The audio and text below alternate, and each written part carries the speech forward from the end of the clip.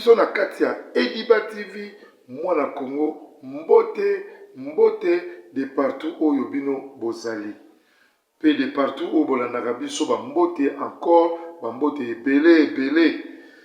Ediba TV chaîne na bino ekoyela bino masolo kitoko makambo kitoko pe édifiant makambo oyo ekoteya yo pe ekolakisa yo lolenge nini okoki kotambola na mokili ya Tata Nzambe. Bandeko nalobaki na ebandeli ya ne oyo ya liboso na pesi bino ba bonne année na bino partout bozali. Nalobaki mingi na ebandeli ya ne oyo moto nyonso akota na fungola na ye ya 2025.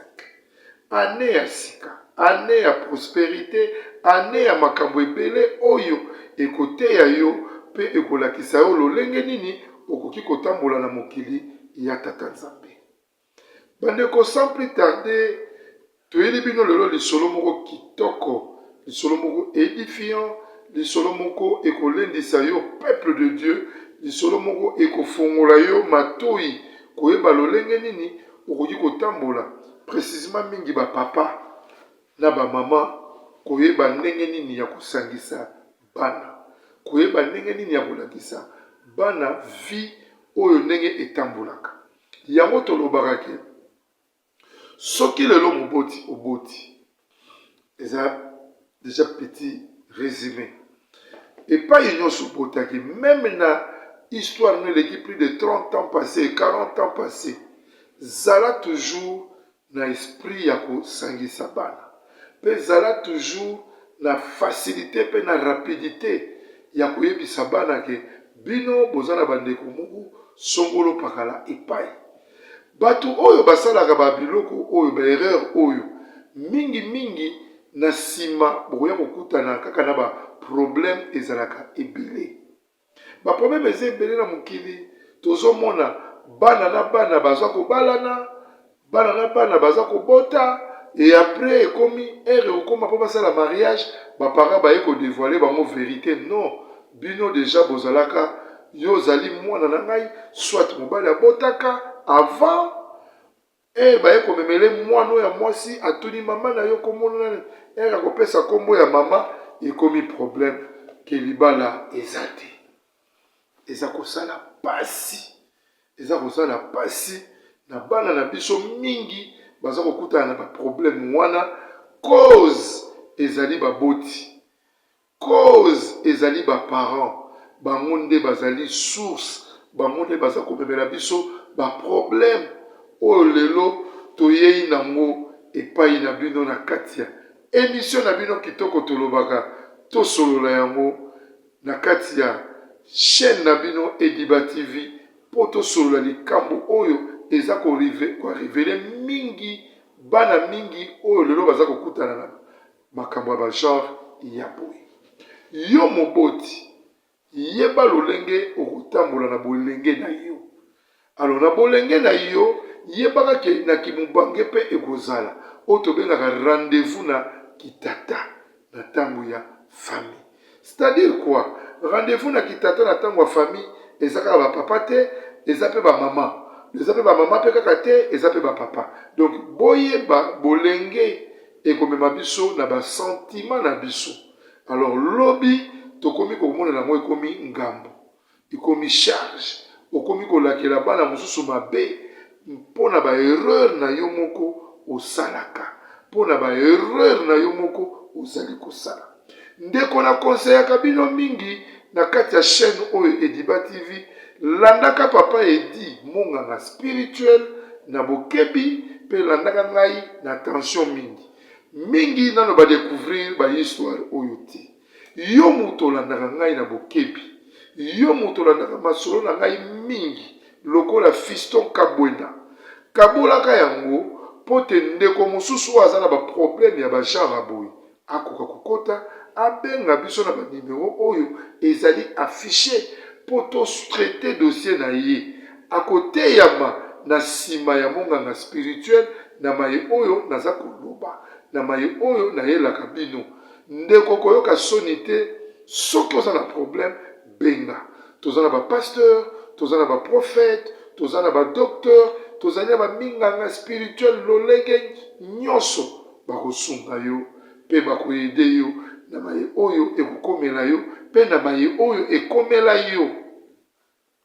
Ndeko ya bino munganga spirituel papa edi naza na lisolo moko monene oyo nakobetela bino na mokolo lelo napesaka mingi petit résumé mpona kolakisa bino lolenge nini tokoki kokabula likambo oyo biso na bino.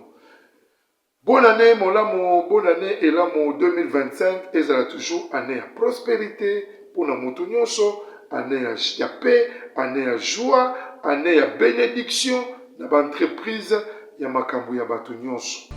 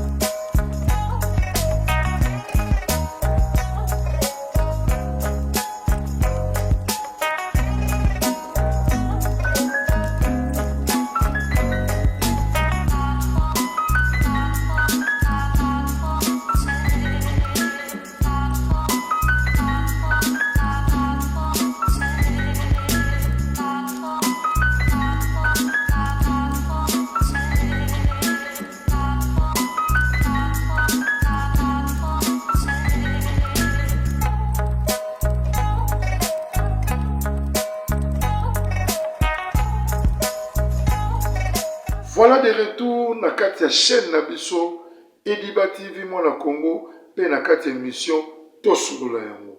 Bandeko toye tosolola likambo oyo ndeko moko ya mobali abengi biso na nzela ya singa toujours nde babengaka nzela oyo bayebi keso bamingi papa edi na ba numéro oyo ezalaka fichier wana nde tokobetela bino lisolo oyo oya ye po to résoudre problème oyo biso na bino ensemble na ba commentaire et puis na ko aimer et puis na ko lakisa lolenge okokomela na kati ya ba message nde ekokolisa ye nde koko hésité te kokabula Ediba TV yo moto sokomi membre na kati ya chaîne oyo koko hésité te kabula panza pote ndeko mosusu pe ateyama ndeko mosusu pe azwa bwanya ndeko mosusu pe azwa mayele ya koyeba lolenge nini pe ya koki kotambola na mokili ya tata Nzambe. Ndeko tobandi lisolo na biso oyo ndeko mobali abengi biso de gauche à droite ndeko mobali akoki te esali ye pasi pe etambusi ye motu likambo yango ezali boni ndeko mobali na bolenge na ye atambulaki malamu mingi te aboti na basi mibale donc plus oyo azali na ndaku bakomi lokola basi misato na basi misato wana aboti na mwana mwasi ya liboso mwana moko ya mobali na mwasi ya mibale aboti mwana moko pe ya mwasi na kote oyo pe na ndaku asali deja foyer na ye avandi na mama bana na ye. Le problème c'est quoi pa ndeko mobali? Ndeko mobali akutana na problème azalaka étudiant azalaka kotanga na campus azalaka kofanda pa kulutu na ye moto azalaka kozwa charge ya vie na ye mpona kotangisa ye kelasi mais na bolenge na ye ezalaka wuku mwana mwasi oyo ya boti na ye mwana ya liboso ya mobali azali mwasi ya grand frère na ye donc na kati ya kofanda ye na kulutu na ye moto akobokola ye ça fait mal hein? Ça fait mal nakobeta lisolo oyo me namoni neti ke likambo eza lokola nga donc zwango mpe lokola yo motu okoyoka l'histoire oyo donc okobokola petit frère na yo propre na ndako na yo aza étudiant mais azotambola na mwasi ya grand frère na ye tolobaka na bino na kati ya Ediba TV mwana Congo na kati ya émission tosolola yango tozali babinganga spirituel awa tolobaka rien que la vérité sur la vérité awa tobombaka eloko te totangaka nyama na nyama na kombo na ye mpona kolendisa peuple de Dieu toza wana te mpona kokosa obe koloba likambo mosusu tochange yango maloba topesaka bongo mpo moto acomprendre ke sujet ezalaki nini conclusion ekei wapi bandeko pasi donc mwana mobali oyo pa kulutu na ye abimaka na mwasi ya grand frère na ye wana ezali mwa baraison moko parenthèse aboyi kosignale biso yango mais ere natunaki mwa mistuna ainsiste abi te mwasi ya grand frère apesaki ye baraison que grand frère asatisfaka ye te donc allez-y comprendre il y a des femmes soko ozosatisfaire ye te ezalaka na baproblème ebele baproblème ekomaka ebele soit abimi libanda soit atamboli mabe mpo azomona yo oza kokomisa baposa na ye ya nzoto te nde ndeko leki azalaki trop jeune étudiant azobima soko na mwasi ya kulutu nde epai oyo wapi mwasi ya kulutu akumbi mokumba ya petit frère tokomata tokokende na likambo oyo papa ete alobaka na ye elaka bino toujours masolo moko kitoko mpe édifiant masolo oyo ezalaka kitoko édifiant mpo yo olingi kokobenganga te yo olingi kobenga na nimero oyo ezali afishe te yo olingi kopartage papa edi te tala moninga azwi courage soki bomoni papa edi ayeli bino lisolo ezali moninga alandi papa edi na lisolo oyo nabetaki ya papa abota na mwana ne ya mwasi nde ndeko wana atalabi te likambo oyo nga mpe na kokufa nango boye te tikala kende pa papa edi kuna na kozwa solution awa akobenga baminganga spirituel bazali toza na baprofete toza na bapasteur oyo bakolendisa ye na bamasolo oyo bakopesa ye baconseil kolakisa ye lolenga atambolaki na jeunesse na ye ti lelo oyo makambo oyo ezali kokomela ye ndeko mobali abotana mwasi ya grand frère na ye mwana ya moko ya mobali ndeko mwasi kulutu aye koremarke ke mwasi na komi na zemi balandeli makambo tuti aboti kobota ndeko mwasi aboti aboyi kozala na culpabilité na motema na vi na ye ayebisi mobali na ye mwana oyo nazalaka na maboko aza ya yo te aza ya leki na yo mobali abenganaka mwasi abenganaka mpe na petit frère pa kendaka ake kosala vie na ye tu vois il y a des familles ça se passe des histoires pareilles comme ça omona kulutu abengani bakabwani oyo akei me baza kovivre na mokili ya tata nzambe 10 ans après plus tard grand frère akufa mwasi mpe kota akenda na mwana mwasi mpe liwa mpe ezwa ye akufa me mwana bandeko ya mwasi bazwa mwana na bango ya mwasi babokolaka ye me bayebi lisolo wana oyo esalaki babengana ye na libala mpo abotaka na leki ya mobali bango mpe bakenda na mwana kote oyo mpe mobali akenda kosala vi na ye bayebi te soit disant l'homme alobi azali so na makoki ya kofuta susu université te moto aza kofutele université abenganaki ye azongaki na ye bakongo akenda kokontinue kosala vi na ye na bakongo kosala bilanga kosala vi na ye nde epai akenda kokutana na deuxième femme oyo aboti nde mwana ya mwasi kuna mwana ya mobali kotoaki kokutana na deuxième femme après 2 ans aboti de 3 ans abotami akutani na ndeko mwasi moko aboti na ye mwana mwasi mais abotaki na ye mwana mwasi na niveau ya village te ere azalaki na niveau ya village akomi kosala commerce azofanda asali bavi na ye abimi kisasa ateki biloko na ye nde epai akutanaki na mwasi oyo aye kobota ne mwana mwasi nyonso ezali selon baexplication oyo ye apesi biso yango toyeli bino lisolo oyo tokabula ngai na yo totala ndenge nini tokopesa papa oyo conseil mpe na makambo oyo ekomeli ye yango na petit synthèse ere na bandaki nalobi tomesana kolakisa bana na biso epai basource na bango euti. Soki oza na bana na yo obotaki même avant mariage, même tu as fait 5 enfants avec 5 femmes avant, zala na makasi wana erobali ozwi sikoyo libala ozwi mariage, zala na nguya na force ya koyebisa molongani oyo bozana na ndako kotala 1 2 3 4 kotalisa ye sembo koyebisa verité. Mais ye mpe na mwasi oyo baza na ndako atikala koyebisa verité bosolo te ke ye abotaka, ye abota na basi songolo pakala te. Mais tala ya minene ye kokoma eye kosenga sikoyo mwasi oyo ya ndako ifo ayeba makambo nyonso lolenge elekaka mpe lolenge elekaki na bojeunesse ya mobali na ye. Lelo na rendez-vous kitata mobali azangi mayele asili mayele azoyeba te akosala boni. Chose grave. Bandeko yango nalobaka na bino butu moi na butu ekotikalaka jamais kokutana. Mais bato na mokili ou bien ngomba ekokutanaka te, mais bato bakutanaka toujours na mokili. Ata okimi likambo ndenge nini, mais soki nano koti na se ya mabele te yebaka likambo ezali kaka.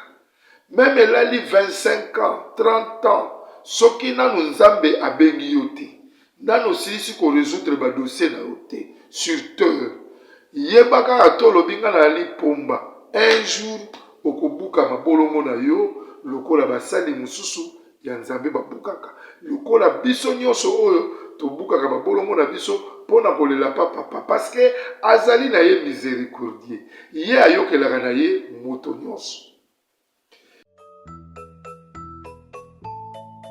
Les fêtes s'approchent.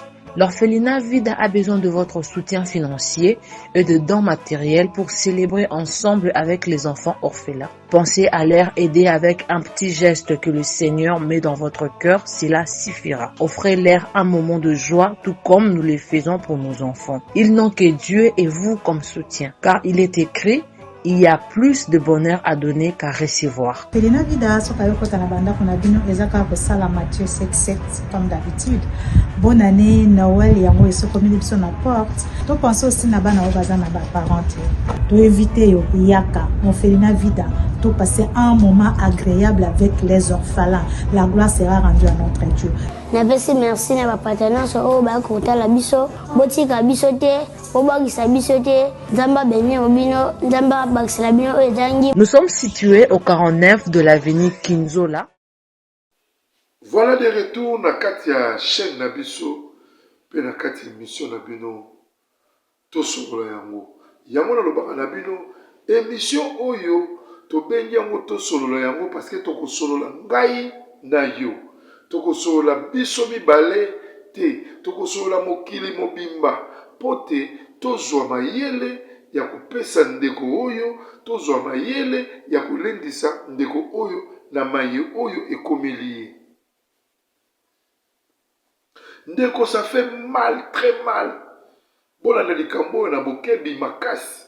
Tala epai mokili ekotambola bato baokanisa keno na ganyaki ou bien na ganyaki na loto moko songolo pakala. Anabotaka na petit wana akenda, anabotaka na mobali moko bo. Mwasi akenda akufa azwa mwana tika na famille na ye, mwana tika na baboti ya babota na bandeko na ye, mobali koto akenda ake kosala bilanga na mboka akoma koya na ye koteka biloko na Kisasa soki avandaka na botosi mbele peut-être kulutu na ye anga futele bakilasa silisi angazala peut-être docteur ou bien ministre ou bien nani munganga ou bien mutu mususu munene na mboka. Lelo ake kosi retrouver susu na vie ya mboka, vie ya bilanga pasi likolo ya ngomba pona koyeba kotambola. Nzambe akopinir yo soko salaki mabe quelque part yebaka ekorattrape yo. Donc mabe oto sala okomona soko landa yo osoko yeba te nasalaka nini nzoka nde ba malédiction yango wana. Ndeko mobali abimaka Kisasa aye kobota na mwana moko mwasi atantini moko pe abotine mwana mobali mwana mwasi azwi lisusu comme d'habitude atiki ye akimi na ye ake na ye kovanda susu na mboka. Avani na mboka alali mikolo ebele na mboka aye kutana pe na mwasi aye kosala vie na ye kuna na mwasi baboti pe bana na bango misato. Comme les histoires ça marche toujours, bato bazalaka te ovandi na niveau ya province oyo bon naye na ngaka Kisasa aye Kisasa kosala vie na ye na Kisasa. Après 20 ans après plus tard, déjà mwana ya mobali oyo ya mokolo wana asakomaki déjà na une affaire il y a 37 ans. Dans ce qui est près de 40 ans. Oyo pe ya mwasi kote oyo abotaka asakomaki déjà na ba 33 ans, azoki de longo na ba 34 ans. Et kosala ye ke bana na mibale de tolobaka ke makila ebendaka toujours. Makila ebendi bango kote bakoleli baye kolingana. Balingani comme copain et copine. Fi atekaka se débrouillaka na ye, mobali famille pe ya moya kote akolelaki ekolisi ye etangise bakelasi atrouve pe mwa petit job na ye asalaka. Aye okutana elenge mwasi moko pe na balabala atekaka babimi comme d'habitude nde tolobaka na awa na kati ya chaîne oyo na kati ya Diba TV awa tolobaka pe sembo vérité totangaka nyama na kombo na ye mwasi azwi mokumba. Mwasi ya azwi mokumba esali ke bango mibale il faut bakende ko se présenter na ba famille na bango. Alors mobali amemaki mwasi na famille na bango a se présentaki côté oyo ya bon mama côté azokolela. Ba sepelaki mais apesaki na nome ya libala te. Un bonjour. Bango pe kuna ba continuaka vie na bango mibale basana mwana na bango moko bakomi kovanda pe ensemble. Un bonjour, mwano ya mobali côté abotama papa wana erazongaki Kisasa.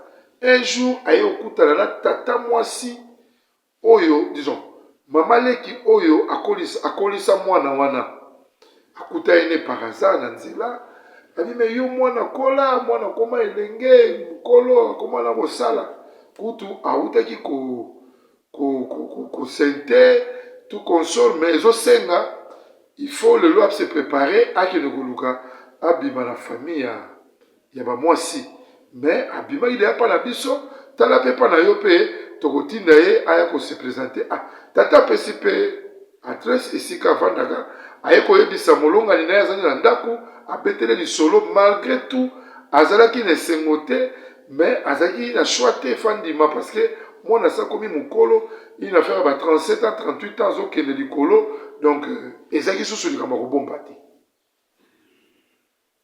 Mwana oya mobali elle baboti bayebisi tout moni papa na yo kine ko se présenter ba memi ye na adresse oyo bapesaki bango bakutani amoni tata na ye ndenge zaka d'habitude atomoni moboti na yo asalela oyo eloko te na vie afutelo même pas kelasi mais comme apesi yo vie oto bengi vie oyo mu vie mo éternel o moto oko vivre tozalaka kaka na esengo oba papa na nga mama na nga malgré to azalaki na nga te mais okosepela asepelaki akomaki makokende korendre papa na ye visite mpe kotala bana oyo papa na ye aboti na mwasi oyo bazalaki na ndako soki mpe azwi ya moke azokende mpe kokabola kuna akomi mpe koya de temps en temps mais amemaki nano mwasi na ye te mpo alakisa tata na ye mwasi aye kozwa mokumba ya mibale comme baza kovanda ensemble mwasi aboti nde esi papa na ye na vivaka na mwasi par respect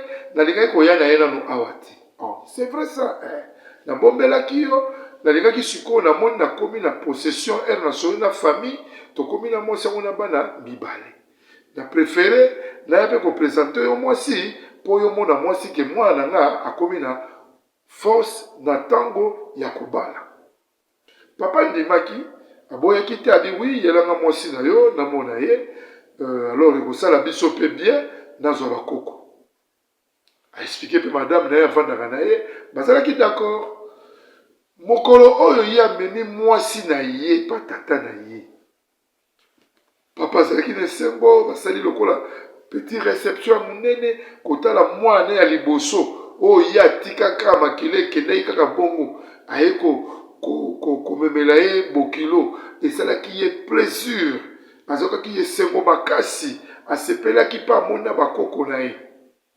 Alors eloko ekokóma na suka ndenge ezalaka batata bazalaka mwa moke curie boyo moboti na yo nani o papa akenda kota akenda nayebi te. Me mama nafandaka nakoli na famille ya bamama wana ya mwasi nakoli na bafamille mama na ngai kombo na ye Songolo Mpakala. Yo mwana ya Songolo Mpakala ngai mwana ya Songolo Mpakala tala boye tala boye tala boye. Papa wana esengo nyonso atondamaki nango na motema esali nini esili.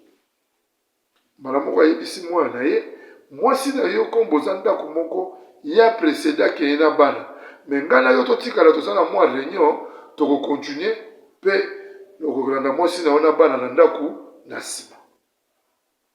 Nde kotikala papa atikalaki na mwana na ye nde ayebisi mwana na ye omoni kaka kobanda lelo mwasi wana yo kobali te. Mwana moniongo bizarre me papa ngai nayebi yo mwasi nayebisi yo mpe likambo ya mwasi ondimi nayeli yo mwasi omoni na bakoko na yo osepeli d'un coup nini yango ezwi yo. En tout cas mwana netungisamaki makasi. Mwana ke koyebisa baboti na ye na comprendre papa te. Papa vraiment mikolo nyonso nakendaka kuna toza malamu kaka mokolo namemi mwasi na ngai na bana. Papa ayambi biso mpe na réception kitoko me na comprendre te d'un coup ayebisi madame na ngai kende ngai na kolanda na nsima o te natika kobala mwasi wana te na bana mwasi wana te mpo na nini. Bandeko mutu kolanda ngai na bokebi lokola Simplice Bimama na mboka France. Yo mutu olandaka Ediba TV mwana Congo. Yo mutu omesana kopartage lisolo oyo kolanda ngo yo moko te kovanda nango na ndako te na mama Blandine. Bo partage lisolo oyo partout po te batu bayoka ba comprendre que papa Edi akomemela bino ba message nini ya kitoko. Ndeko Fiston Kabwena, c'est la même chose na yo na mboka France. Yo mutu landaka Ediba TV na bokebi kabula lisolo oyo partout na ba ni contact na nyonso po ezali etumba munene ya ko édifier peuple de Dieu kolakisa bango lolenge nini ya kotambola na mokili ya tata Nzambe. Dino tozo sport muke to mela mai to respire po awa ekomi sikoyo tutu pote batu bayeba kotambola kitata otolobi rendez-vous na kitata na tango ya famille elingi ekota sikoyo papa linga sala ba droit na ye yango ayaki na lisolo nango na kati ya Ediba TV mwana Congo pa papa Edi ba solola pe to manyola yango yo mutolandaka biso na bokebi ozwa mayele soki likambo boye ekomelaka yo okeba. Allô? Allô, Masasi? Ya Masasi? Boni mama kuna na homme de veillard Misunga. Naza déjà na Misunga homme de veillard. Omoni tant maman apika église. Alors naoki bien te. Tant bazo sengo mbongo, yo tindi mbongo, bango balie basonge bakati basonge ba memel ba dispensaire a mike. Eza sunde ngona te mama. Mena poto na Kishasa la même chose. Et loko zo sepeli sanga. Banda mama koma na Misunga homme de veillard. Kotani mama. O mama zongo lokola bébé, bazo zo soya mama. Oh, mais là somoni mama zongi chengi. Mama Zulia 3 fois Tongo midi popo Debo nanga elo musu sepeli singai Misunga homme de veillard Webi ke Bana courant so kata Soka sarika manœuvre Bano ya di Bana lumière 24 heures sur 24 heures. Et puis connexion internet et fanda. Et puis soki mama ayoki mal à l'aise ou bien mutu pasi nzoto dérangé kaka na mutu na place à la liwana a fini bouton rouge. Docteur Mbango ataka tu sais pourquoi homme de veillard Misunga eza na kati ya clinique Misunga. Donc so futilement on a regretté. Ah bon tu sais bien na wazali ba minganga bazo sala mama contrôle chaque semaine. Mais azala kuna Abela te bazo sala ezala. En tout cas, ya Masasi emoneli penanga na pemi bana mama comme na homme de veillard Misunga. Et comment ni na misute? Et monani bambongo na kopinda ya pampa bana, c'est fini tout ça. Moko liango lisusu te. Homme de veillard Misunga. Ngana bango rendez-vous quand la fin du mois. Na pemi. Non, si kaya vanda kuna lia tranquille. Apema, ba médecin 24 heures sur 24 heures. A continuer kuna ngana do pesa kama bongo na fin du mois. Yeli sa bango na changer comme on a commis les bâtiments Misunga. Babe. Voilà des retours, bandeko na ngai bino bolala na chaîne na bino na kenge makasi. Ya bino humble serviteur Papa Edi, munganga spirituel. Yoka oyo na yela bino, oyo yaka kolendisa peuple de Dieu, oyo yaka kolendisa bino, yango na lobaka na bino butu moyi, mokili ya tata Nzambe, yekola pe yeba lolenge ya kotambola. Yeba lolenga kotambola na mokili ya tata Nzambe, yeba ndenge nini epai okoki tshotya lokolo na mokili ya tata Nzambe. Zala peza na ekenge ya koyeba epai nini okotya lokolo, epai nini okotelema, pote Nzambe akoka koyeba nini okoki kosala na mokili ya tata Nzambe. Bandeko balandi biso na bokebi, awa tokoti na stage oyo ekosala po eteya yo na ngai. Bandeko oyo ndeko mobali aboyi, papa aboyi libala ya mwana na ye. Aboyi yango na motema na ye mobimba. Mwana sali oyo babengaka mwana koti partout, mwana ki kosenga partout, alobi partout, aluki na banganga Nzambe, papa na ye aboyi. Papa na ye aboyi na motema na ye mobimba. Alors son papa, comme il a vu que fils na ye atambouli partout, aluki ba intermédiaire, aluki na baninga na ye, tina mwasho ya papa na zaka na ndako, ake a expliquer mama ta yo moko. Mama le bina lo sona na papa lolenge tout, mais papa l'ingiti. Mon ami non, il est un suspense na kati. Na moni awa, papa oyo, il faut zala, ayebi likambo moko na mwasi na nga. Mwana tambusi makanisi. Bandeko, bakote ya famille ya mwana mobali, balobi, mais c'est quoi? Bake ba moni rien. Siko epai makambo yeko bima ezali wapi na kote ya famille ya mwana oyo ya mwasi. Mwana mwasi aki kobetela baboti na ye pe lisolo. Tokenda kotala papa Bokilo, mais papa Bokilo asepela kinanga. After that, après wana aboyi catégoriquement libala. Eza nini nde epai oyo baye koyokana, baye koba tokende siko inde tomona papango. Nde bandeko oyo bazwaka mwana oyo na bolenge, oyo bakende kokolisa na bolenge ya moke ya bebe, bazwaka ye akimaka ake kozonga susu na bakongo. Nde bakebo bakota kaka boye, me babenge vima na kombo na ye. Me yo likambo ngoni semeki osa nini kasi awa lupango na ngati place nga na fandaka lupango na yo biso toyebi likambo ya mwana te. Mwana oyo toyebi te, kasi abi papa ngo nde yeyo, nde papa wana zongi atie na se maya miso kolela. Mwana mobali akoti afandi wana nini papa loba, mwana mobali akotuna bandeko bao comprendre, mais ozolela nini? Donc mwana oyo papa wana abotaka, oyo akimaka azongi mboka, nzoka nde mwana na ye. Donc bango bayebi kaza mwana na ye, non? Siko garçon ayebaki te, garçon surpris. Donc mwana oyo mwasi bazali mwana ya papa, mwasi andako akamwa bi. Donc bango nyonso mibale bana na yo, yango toye na ebandeli topesi bino toli. Tolobi boyeke bolenge na yo emema yo na kufa te, jeunesse na yo emema yo na baerreur te. Oyo lelo lobi ke nga naza yanki. Oui, on voit ça. On était tout le monde, nous tous on était jeunes. Au botaki, au salaki boye, mais tu n'as pas informé, tu n'as pas regroupé, tu n'as pas signalé. Là où même tu as fait ton foyer na yo, au lobby te. Mais lobby, eye kosala ke banango bakei, bakoli epai bakoli, bazu bakutani, baboti, tobenga rango nini.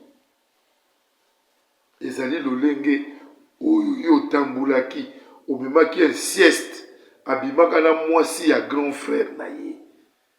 Ozomo, un sieste wana, elandi ye, ekolandaka o, de génération en génération, soki bokati ba lien wana te.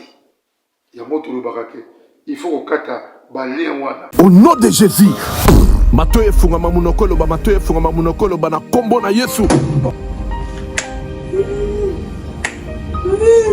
Matoyi na ye na malobe ngai mama Lutumba nakendaki na prière ya convention oyo esalamaki ya papa Moïse ayaki awa nakendaki kuna na mwana na ngai azalaki banda inane azalaki koloba te eti ndenge akokisi 23 ans ere tokendaki kuna papa abondelaki mpo na ye namoni akomi koyoka mpe koloba yango wana napesi nzambe oza na merci mpo na bolamu nyonso azosalela ngai. Shalom bana nzambe ka na ngai ezalaki ka ya depression makasi na banda kolala te na banda koganga na banda kolota bandoto mabe nakondaki nasilaki nzoto bamemaki nga na hôpital psychiatrique na dépensaki mbongo ebele esimbaki te or fallait nasala mémoire na ngai ya fin de cycle badépensaki koleka même na classe prophète moko ayebisi biso eza likambo kokende hôpital te eza likambo koluka nzambe epa na ye moko esimbaki te tokende na baministère ebele baprophète ebele esimba ete me nakumisi nzambe ya papa Moïse mpo mokolo bamemaki ngai dès le premier jour epa na ye asimbaki ngai mutu na ngai ekomaki stable ezochauffe lisusu te nakomi kolala pongi nakomi kolia nazoganga lisusu te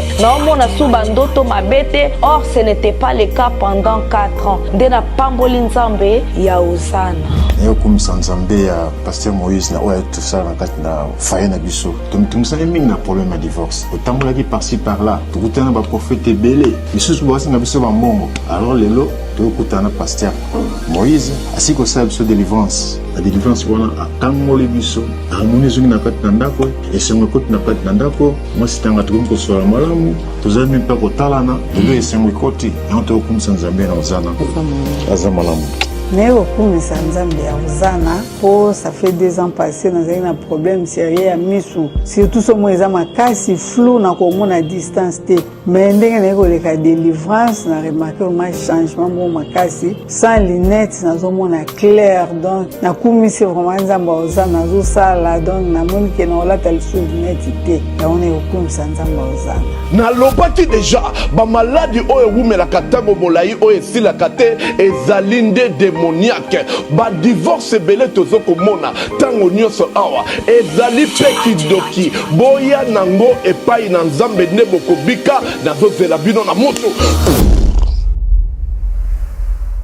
De retour na kati ya chaîne na biso Ediba TV mwana Congo na kati ya émission tosolola yango oyo papa Edi munganga spirituel ayelaka bino makambo kitoko. Bandeko mwana mobali atamboli partout asengi papa na ye babolimbisi ndenge nyonso a comprendre te papa aza catégoriquement papa boyi papa lingi lisusu te aboyi complètement même ko recevoir mwana ne na ndako akobenir libala wana te aboyi yango alobi ye aza kuna te mwana kei de gauche à droite ti aye kozongisa ti amona banganga nzambe eye kosala ke azongisi mpo na fami bamwasi nde ayebisi baboti ya bamwasi bakende komona sikoyo papa nde bayokani rendez-vous ye akei komona mwasi ya mobali ya papa ayebisi ye alobi nasoki mobali na ngai lolenge tu aboyi ayebi te pourquoi mobali alingi te ndeko Simplice Bimama mbere na mboka France kabola émission oyo pote édifier peuple de Dieu oyo alandaka Ediba TV a comprendre que émission oyo ekoyela biso masolo kitoko pe édifiant soki moninga mosusu aza na kaya boye babenga na banimero oyo ezalaka toujours affiché wana pote elakisa bana nzambe lolenge nini ya kotambola na ntango ya bolenge oyo tobengi bo jeunesse bongo na kitata na yo ozala na difficulté ata moke te kitata oyo ntango tobengaka rande kita orekolte nini oyo obukaki oubien oyo olonaki okorekolte nini tala barekolte bapara mosusu bazwaka mpona nini osangisaki te mpona nini olobaki te oyebisaki te oyo kosala basurprise même na ndako na yo ezalaki na difficulté mpo mwasi wana andima bana wana, ezalaki na pasi mpo andima mwana ya mobali, me aye kondima ye. Sikoyo oye kobimisa susu secret mosusu ke oyo oyebisi mwana noke abala mwana wana te, me raison oza kopesa te. Ndeko mobali abeli liboma, mama ya bana mibale bakabona mpona nini? Papa sopesa raison te. Nde azwi famille ya mwasi na ye bakei komona papa, bakoma kuna boye bamama oyo babota mwana ya babota na ndeko ya bango abotaka mwana ya mwasi bakoti na lopango. Wabi mutu yango leta bazotuna bi bokilo semeki yo yokosala nini awa? Otenga na vandaka papa wana yo vandaka awa biso toyina likambo moko awa boye mwana biso ya mwasi alobi papa bokilo na ye avandaka awa. Tala makambo ezali 1 2 3 4 bamona mwana basina mobali na ye basi baboti bana mibale, me papa bokilo alingi libala te. Me kasi papa bokilo ngunani yo nde yeyo ye nde mwana ya mwasi ka papa bokilo yeyo. Papa bokilo maya misu agunzami abandi kolela, donc tout wana pona nini? Po alobaka verité te, po akimaka makambo yango tokanisaka lelo soko okimi okanisi makambo okimi esili. Non, tu peux fuir aujourd'hui soki liwe ekekuta o te ozongi epai, même ata ozongi te likambo okoki kolanda yo partout mpe ekopoursuivre yo partout. Yango toyebisaka bato ke toyeba lolenge nini ya kotambola na mokili ya Tata Nzambe. Lelo yo papa wana ase retrouve sikoyo na bana na ye mibale oyo abotaka na bolenge. Bana wana mibale basali nini? Baboti. Po ye etumbu na ye abotaka na mobali mwasi ya grand frère na ye. Tala malédiction na ye place ebandi. Yango nde ememi inceste na kati ya bana na ye mibale wana. Bandeko toyeba kotambola na mokili ya Tata Nzambe, topesa futur na biso pasi te. Soki otamboli na lolenge oyo oyebi kobongisa te, futur na yo ekozala na problème. Bana na yo oyo botaki bakozala ba problème. Yango eroza kobota zalaka makasi ya koassume ba responsabilité na yo nyonso. Ezala nga, ezala yo, muto kolanda biso etanke makambo oyo munganga spirituel akoyebisa bino ezali makambo ya solo oyo ekomaka pe ekomelaka biso pe yango lisolo ngo toye ezali vrai na minute oyo tata azokoluka conseil oyo kokuta pa na yo akoluka conseil oyo kokuta pa na ngai na bakomanteur yo muto landaka biso na kati ya Ediba TV na bakomanteur yo muto komaka partout pe benga na numéro oyo ezalaka affiché. Baye kobenga basali ya Nzambe avant que papa wana aya kobenga biso abengi basali ya Nzambe. Basali ya Nzambe balobi non, il faut kosambela mpona ba petit fils wana. Bana wana ya mike wana faut kosambela mpona bango mpona kokata balien wana. Po so tokati balien wana te ekokende de génération en génération na mabe oyo yo salaka, mabe oyo tambolaka nango po obimaka na mwasi ya kulutu na yo. Kulutu na yo akufa na kanda na ye oyo akenda na sa mabele parce que abenganaka ye.